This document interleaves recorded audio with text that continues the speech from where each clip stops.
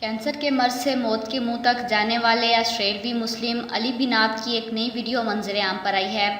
علی بنات ایک بہت ہی امیر شخص تھے، لیکن کینسر کی بیماری لاحق ہونے کے بعد انہوں نے اپنی ساری دولت قریب لوگوں میں بانٹ دی تھی۔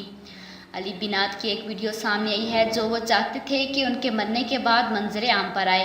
اس ویڈیو میں علی بنات کا کہنا ہے کہ جیسے آپ سب جانتے ہیں کہ الحمدللہ میرا دور گزر چکا ہے، میں ان تمام لوگوں کے لیے ایک چھوٹی سی ویڈیو کلپ بنانا چاہتا تھا جنہوں نے پہلے دن سے میرا ساتھ دیا اور مجھے سپورٹ کیا، اس سفر میں میرے ساتھ رہے۔ اللہ تمام لوگوں کو اس کا اجر دے گا، اور آپ مجھے میری تنظیم NADW کو سپورٹ کرتے ہیں۔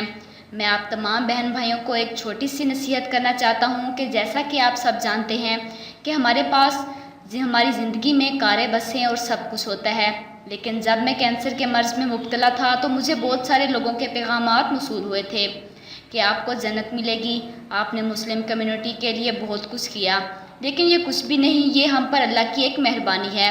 ہم میں سے بہت لوگوں کی اللہ کی طرف سے اس بات کا پتہ نہیں ہوتا کہ ہماری موت کب آنی ہے۔ ہم میں سے کچھ لوگ بلکہ اکثر لوگ اس دنیا سے اچانک چلے جاتے ہیں۔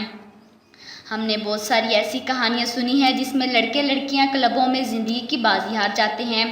اس لیے میری بہن بھائیوں، اپنی زندگی میں ایک مقصد بنا لیں اور ایک منصوبہ بنائیں جس پر آپ کام کر سکیں۔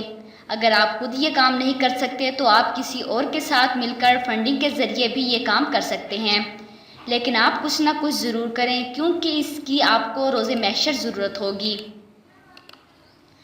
اور وہ بہن بھائی جو اس زندگی کے پیچھے ہیں، ان کو میں یہ کہنا چاہتا ہوں کہ زندگی کے دن گزر جاتے ہیں اور بہت کچھ بدلتا رہتا ہے، لیکن ہم اسلام کی پیروی کرنے کی بجائے اپنی خواہشات پوری کرنے پر توجہ دیتے ہیں۔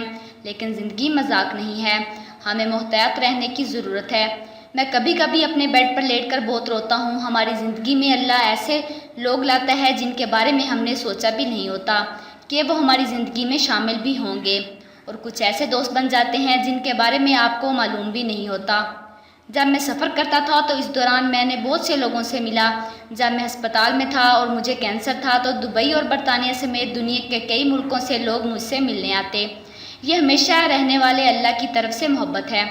وہ لوگ جو بیمار ہیں یا پریشان ہیں، ان لوگوں کو یہی پیغام دوں گا کہ پریشان مت ہو، اللہ آپ لوگوں کے پاس کچھ ایسے لوگ بھیجے گا جس کی آپ کو توقع بھی نہیں ہوگی۔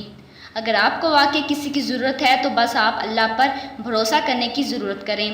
میری سب کے لیے ایک ہی نصیحت ہے کہ آپ کچھ اچھا کر کے لوگوں کو متاثر کر سکتے ہیں۔ آپ نے زندگی میں جو کچھ بھی کیا، اللہ آپ کو اس کا ضرور اجر دے گا۔ وہ تمام لوگ جو اسلام کی طرف آئے، روز محشر کو ان کا ضرور اجر ملے گا۔ اس لیے اپنی زندگی میں ایسے کام ضرور کریں جو قبر میں اور اس کے بعد آپ کی مدد کر سکیں اور آپ کے لیے مغفرت کا سبب بن سکیں۔